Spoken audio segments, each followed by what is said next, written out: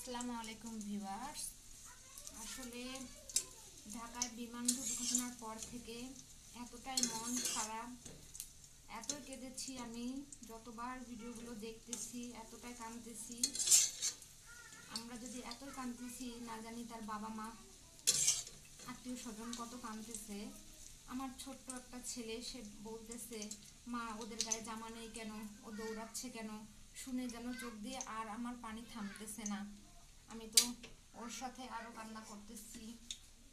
আসলে আমরা আমাদের বাচ্চাকে এত ভালোবাসি যে কত আগলে রাখি। আমার বাচ্চা আজকে স্কুলে গেছে, আমি অনেক চিন্তা করতেছি যে আসলে আমার বাচ্চাটা ঠিকমতো স্কুলে গেল কিনা। আগে আসলে এই চিন্তাগুলো হতো না, এখন চিন্তা করতেছি সব সময়।